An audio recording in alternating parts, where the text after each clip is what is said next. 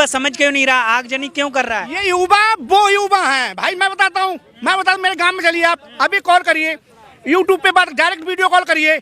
मेरे गांव में 26 लड़के तैयारी कर रहे हैं, वो आर्मी से, अब से नहीं 2 साल पहले से। वो इतने खुश हो रहे हैं जब 23 साल कर दी ना, कि अब तो 23 साल हो गई, वो इतने खुश हो रहे हैं। हमें पता है कि हम वहाँ से आएंगे 12 लाख रुपए लेके आएंगे, माँ बाप को देंगे, और हर साल में भर्ती निकाल ली है उन्हें। और पहले क्या होता, एक भर्ती निकाल दी, 2-2 साल 3-3 साल गोल हो जाते, लड़का बेरोजगार हो गया। युवा खुश है, लेकिन राहुल गांधी तो कह रहे हैं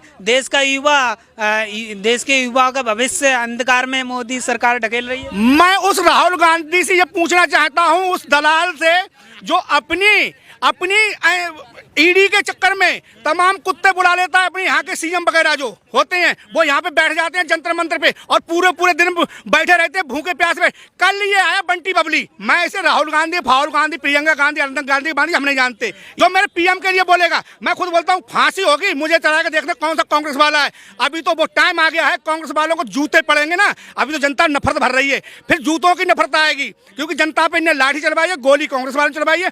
और रही कल, मुझे बताइए आप, राहुल गांधी की वीडियो बताइए, 20 मिनट से अगर 21 मिनट टिक गया होगा, ये नन्हे सिंह मूंछ मुड़ा के, काला मुंह करवा के, जूतों का हाथ डाल के, आप हमें 21 मिनट, सिर्फ 1 मिनट ज्यादा बैठा हो राहुल गांधी और प्रियंका गांधी जंतर मंतर पे, तो एक रंग की मूंछ, काला मुंह, गधा, और जूतों का हाथ डाल के मुझे पूरी दिल्ली और राहुल गांधी के, मोदी जी को बिल्डिंग से निकालना। वो तो कहते हैं जब तक ये स्कीम वापस नहीं होगी हम विरोध प्रदर्शन। भाई साहब, क्या विरोध प्रदर्शन करोगे तुम? क्या विरोध प्रदर्शन करोगे तुम? 20 मिनट के लिए आप चले गए, पब्लिक के लिए उल्लू बना रहे हो, क्योंकि इनके खरीदे हुए कुत्ते होते हैं, वो आते हैं। सबसे पहले एक्शन योगी ने तो ले लिया, कोचिंग कानपुर वाले सेंटर पे बुलडोजर पहुंच गया उस पे, क्योंकि जो कानपुर में कोचिंग सेंटर चल रहा था, वो सपा के कांग्रेस के निकले, इन्होंने दंगा भड़काया, इशू वालों निकले, उन्होंने दंगा भड़काने की कोशिश करी, यूपी में कवर कर लिया हम लोगों ने। तो भाई मैं ये बताता हूँ, इनके भेजे हुए चंद हैं 26 लड़कों में, मेरे गाँव का डिस्ट्रिक्ट बताए, तहसील दातागंज उत्तर प्रदेश से, पोस्ट डहरपुर कला ग्राम छछाऊ से 26 लड़के तैयारी कर रहे हैं, सब जातियों के 26 लड़के में एक लड़के अभी कोई आप विरोध करना हुआ बता दो, जो कि उसमें भाई साहब, जो उसमें मुस्लिम के भी लड़के हैं। आप समझते हो मुस्लिम बीजेपी के सपोर्ट के नेता हैं, वो धमकी देते हैं और कहते हैं कि मोदी हिटलर की मौत मरेगा, कुत्ते की मौत मरेगा, क्या कहेंगे? सुनो, जो वो कहते हैं ना कुत्ते की मौत, मोदी जी ने, और हिटलर बताते हैं ना, मोदी जी ने देश में शेर छोड़ दिए हैं। ऐसे इन बोलने वालों के लिए पैर में भाई साहब कैमरा दिखाना, वो सुब्रत राय के लिए 10 नंबर जूता है मेरा, सुब्रत राय के 10 नंबर जूता आज मैं दिखा रहा हूँ। सुब्रत राय, अगर एक बाप की औलाद है तू, एक बाप की औलाद, और नहीं तो मैं तेरा डीएनए गलत साबित करूंगा, तू एक बाप, तू मिल मुझे। भाई साहब, मोदी जी ने शेर पैदा कर रहे हैं, मोदी जी ने जनता में शेर जगा दिए हैं, हिंदुस्तान जाग रहा है। राजनीति क्यों हो रही है, इतनी गर्मा गर्मी राजनीति? एक जवान हमारा शहीद होता है, पूरा देश रोता है, ठीक है। एक आतंकवादी मरता है ना, पूरा देश खुश होता है, ठीक है। ओहो, मेरे जवान ने इतनी गोली मारी, देश के युवाओं को मत भड़काओ, और ना देश का युवा कभी भड़का है और ना भड़केगा। बताओ सबसे पहले ये इनका मतलब क्या बनता है दंगे करने का? इनका मतलब क्या बनता है दंगे करने का? इनके बाप की रोड है, इनके बाप की ट्रेन है। ये दंगे ये स्टूडेंट नहीं कर रहे, ये दंगे नेता लोग करवा रहे हैं, ये अपने बाप की जमीन समझ रहे हैं, ये अपने बाप की। कौन नेता लोग? अरे भाई साहब, जाहिर सी बात है, बीजेपी पार्टी ने स्कीम निकाली है, तो जितने भी विपक्ष सब करवा रहे हैं, विपक्ष करा रहा है। अरे भाई, इसका भी एक मोटिव है। आप एक बात बताइए, इनका पास पॉइंट बस ये बेरोजगारी बेरोजगारी और बेरोजगारी। इन्हें पता है बस हम खाली इलेक्शन जो जीत सकते हैं ना, खाली बेरोजगारी से जीत सकते हैं।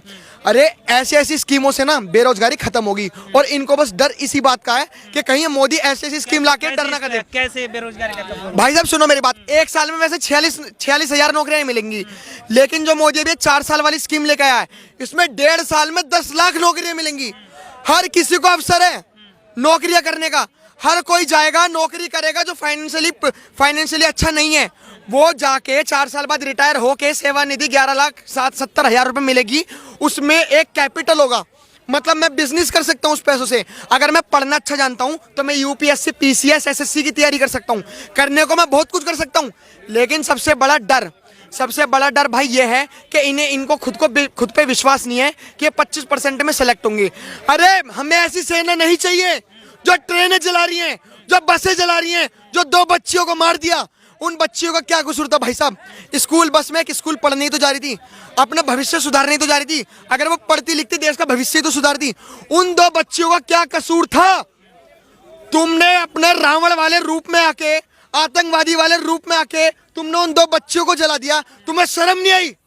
हमें नहीं चाहिए ऐसी सेना जो आतंकवादी अपने दिल में आतंक रखती हो। मेरा देश महान, मेरा देश महान। बेटा मेरा भारत महान कहने से भारत महान नहीं हो जाता, भारत को महान बनाना पड़ता है। जो तुम, मैं सही बता रहा हूँ, बहुत लोग हमारे देश में ऐसे हैं जो दिल में प्यार के लिए, ये मतलब देश प्रेम के लिए सेना में जाना चाहते हैं, लेकिन उन बेचारों, इन आतंकवादियों के लिए, ये जो आतंकवादी जो कर रहे हैं, उन बेचारों के चक्कर में वो बेचारे भी लेकिन युवा क्यों नहीं समझ पा रहा? आर्मी चीफ ने भी कहा है फायदेमंद है, रक्षा मंत्री भी कहते हैं फायदेमंद है ये स्कीम, तो ये क्यों युवा ट्रेनें जला रहा है, आग जला रहा है, पत्थरबाजी कर रहा है? भाई साहब, हमारे भारत में पता है क्या कमी है? लेजीनेस। वो खुद का कुछ करना नहीं चाहते। अभी मैं बता रहा हूँ, मैं मान के चलो मैं कॉलेज में जा रहा हूँ और मेरे से अगर कोई अच्छा पढ़ने वाला है, टॉपर है, तो मैं उसकी चापलूसी करने लग जाऊंगा। मैं खुद अच्छा नहीं पढ़ूंगा लेकिन उसकी चापलूसी करने लग जाऊंगा। अब जो वो कहेगा मैं वो बात मानूंगा। अब वो सही कह रहा है गलत मेरे को नहीं पता, लेकिन मुझे बस इतना पता है भाई वो टॉपर है, तो कह रहा होगा तो सही कह रहा होगा। सबसे बड़ी बात ये, अग्निवीर स्कीम इन्होंने पूरी नहीं पढ़ी। भाई साहब, एक लंगड़ा आदमी ट्रेनें चला रहा है, उसे कौन सेना में लेगा? एक अंधा आदमी पेट्रोल फेंक रहा है, उसे कौन मेडिकल में, वो भाई तुम्हें लगता है वो पास हो जाएगा? तो ये सबसे बड़ी गलती ये है कि नेता जो बता रहे हैं वो कर रहे हैं। मैं गारंटी कर रहा हूँ, ये फार्मर बिल जो आया था, ओपन चैलेंज, 100 में से 95% लोगों को फार्मर बिल के बारे में ही नहीं पता। यार मैं एज ए स्टूडेंट हूँ, मेरे को 3 दिन लग गए फार्मर बिल समझने में, जो कि मेरे पे स्टूडेंट वाला दिमाग है, जो अभी मैं पढ़ रहा हूँ। उनके पास वो पढ़ाई लिखाई करते नहीं, वो मेहनत करते हैं मानता हूँ, लेकिन जो उन्हें भटकाया गया, ऐसे हमारे भोले जवान हैं, हमारे भोले स्टूडेंट हैं, ये बेचारे उनके चक्कर में, ये माफिया कोचिंग के चक्कर में, नेताओं के चक्कर में, मैं अब भी कह रहा हूँ, नेताओं के पास पॉइंट नहीं है इलेक्शन जीतने का, बस इनके पास बेरोजगारी है। आपका युवाओं को भड़काया जा रहा है, आगजनी हो रही है, जो भड़काया जा रहा है, ब्रेन वॉश। अभी मिलिट्री में जब कोई जाता है, मिलिट्री में कोई ज्वाइन होता है, आप समझना मेरी बात, जब उसके 3-4 गोलियां लगती है पाकिस्तानियों की तरफ से, वो तब भी भगे भगे जाता है और बम फेंकता है। क्यों जाता है वो भगे भगे? 3-4 गोलियां लगने के बाद, क्योंकि मिलिट्री वाले ब्रेन वॉश करते हैं। क्यों करते हैं? ताकि वो देश, अपने देश के लिए कुछ कर सके, इतना ब्रेन वॉश करते हैं।